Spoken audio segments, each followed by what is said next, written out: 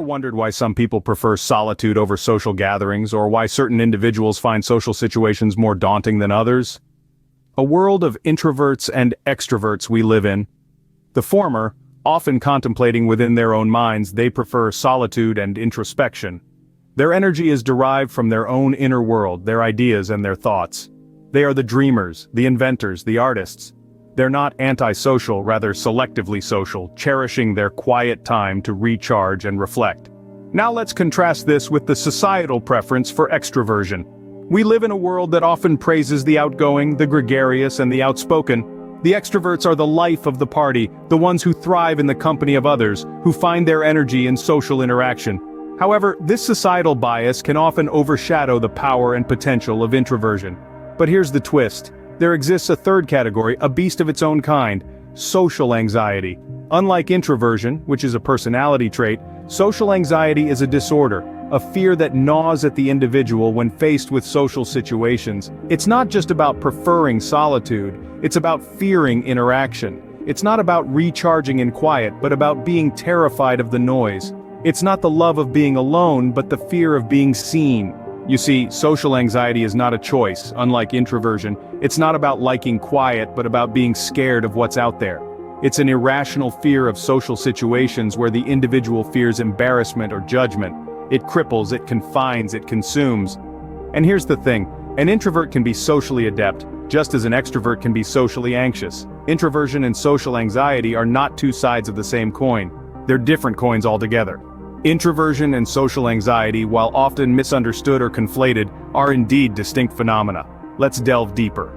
Is it accurate to say that introverts are simply shy, or do they just appreciate a different kind of social interaction? And do people with social anxiety always prefer to be alone? Let's delve deeper into these questions. Introverts. They're often misunderstood as shy or antisocial, but that's not entirely true. Introverts are individuals who recharge their energy by spending time alone. They enjoy social interactions, but in smaller, more intimate settings. They appreciate deep, meaningful conversations over small talk. They are listeners, thinkers, and observers. They merely prefer a quieter, more reflective life. On the other hand, we have individuals with social anxiety. Unlike introverts, people with social anxiety don't necessarily prefer solitude. They fear social interaction. They worry excessively about being judged, embarrassed, or humiliated. They're often plagued by an intense fear of appearing awkward or boring. This fear can be so overwhelming that they may avoid social situations altogether, leading to feelings of isolation and loneliness. While both introverts and social anxiety sufferers may choose to avoid large social gatherings, their reasons are vastly different. Introverts do so out of preference, to maintain their energy levels. They are comfortable in their own company and cherish their alone time. Social anxiety sufferers, however, avoid social situations out of fear. They may want to connect with others but are held back by their anxiety. It's important to note that introversion is a personality trait. It's part of who a person is. Social anxiety, however, is a mental health condition that can be debilitating and life-limiting. It's not a choice made by the individual, but rather a condition that needs understanding, compassion, and professional help. So, can an introvert have social anxiety? Absolutely. But it's crucial to remember that not all introverts have social anxiety, and not all people with social anxiety are introverts. Introversion and social anxiety are not one and the same, and understanding the difference is vital. They each have unique characteristics and challenges, and recognizing these can help us better understand and support those around us who might be introverted or suffering from social anxiety. Imagine an introvert developing social anxiety. How would this person navigate their day-to-day life? Let's embark on a journey into a hypothetical scenario where an introvert, let's call him Greg, starts developing social anxiety. Greg, like many introverts, cherishes his solitude, finding comfort and energy in his own company. However, he begins to notice a shift. The thought of social interactions, even with close friends and family, begins to fill him with dread, a feeling that extends beyond the typical preference for solitude. Daily tasks that once seemed mundane now feel like mountains to climb. Grocery shopping turns into a nerve-wracking experience, filled with the fear of having to engage in small talk with the cashier. Work meetings become a source of anxiety, with Greg constantly worrying about saying the wrong thing or being judged by his colleagues. He finds himself avoiding social situations, not out of preference, but out of fear. This condition also permeates his social interactions. Greg begins to overthink every conversation, dissecting his words and actions for any perceived mistakes. He constantly worries about how others perceive him, creating an exhausting cycle of anxiety that leaves him feeling drained and isolated. His overall mental well-being takes a hit. His self-esteem plummets as he starts to believe that he's incapable of socializing without feeling anxious. His sleep suffers, he loses his appetite, and he struggles to find joy in activities he once loved. Greg is not just an introvert anymore, he's an introvert with social anxiety. But it's important to remember that this is not the end of Greg's story. With understanding, support, and the right tools, he can learn to manage his social anxiety while embracing his introverted nature. It's not about changing who he is, but about learning to navigate the world in a way that respects his boundaries and supports his mental health. Understanding these impacts is the first step in helping individuals navigate through such challenging circumstances.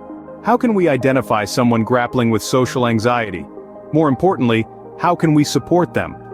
Spotting the signs of social anxiety isn't always as straightforward as you might think.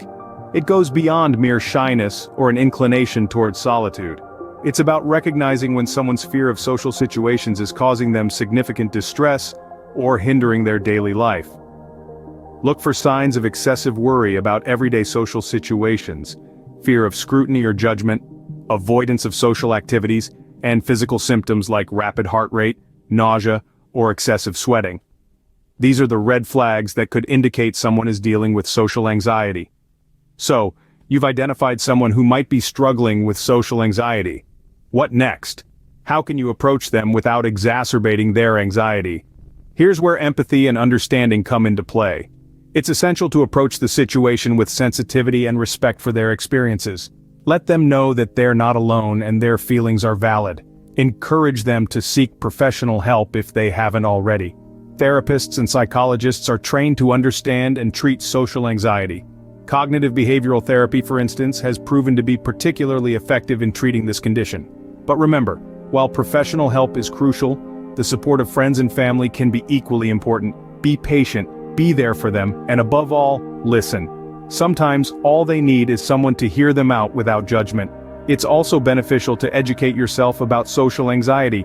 There are numerous resources available, including books that provide insight into this condition. The Shyness and Social Anxiety Workbook by Martin M. Antony and Richard P. Swinson, Overcoming Social Anxiety and Shyness by Jillian Butler, and Quiet, the Power of Introverts in a World That Can't Stop Talking by Susan Cain are just a few examples.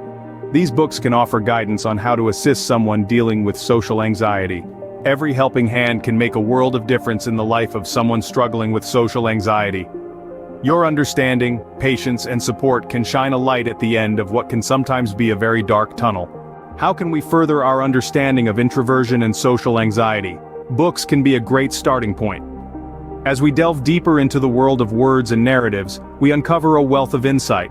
We see the world through the lenses of those who have walked the path before us and those who have dedicated their lives to understanding and articulating these complex human conditions. The Shyness and Social Anxiety Workbook by Martin M. Antony and Richard P. Swinson is a comprehensive guide that provides practical strategies for managing shyness and social anxiety. It offers a step-by-step approach to breaking free from the constraints of these conditions and leading a more fulfilling life. In her book, Overcoming Social Anxiety and Shyness, Jillian Butler takes a compassionate approach, providing the reader with a deeper understanding of social anxiety. She offers a range of self-help techniques that are grounded in cognitive behavioral therapy. Next we have Quiet, the Power of Introverts in a World That Can't Stop Talking by Susan Cain. This book is a powerful testament to the strengths and capabilities of introverts. It challenges societal biases and empowers introverts to embrace their unique qualities. The Anxiety and Phobia Workbook by Edmund J. Bourne is an invaluable resource. It tackles various forms of anxiety disorders with a hands-on approach, providing practical exercises and strategies to manage anxiety and phobias. Lastly, Dare, The New Way to End Anxiety and Stop Panic Attacks by Barry McDonough is a revolutionary book that offers a fresh approach to dealing with anxiety. It encourages readers to face their fears head-on and reclaim control over their lives. These books provide a wealth of knowledge and strategies that can help us better understand and navigate the complexities of introversion and social anxiety. They remind us that these conditions are not insurmountable but rather facets of the human experience that can be managed and even transformed into strengths. Armed with knowledge and understanding, we can help transform the narrative around introversion and social anxiety.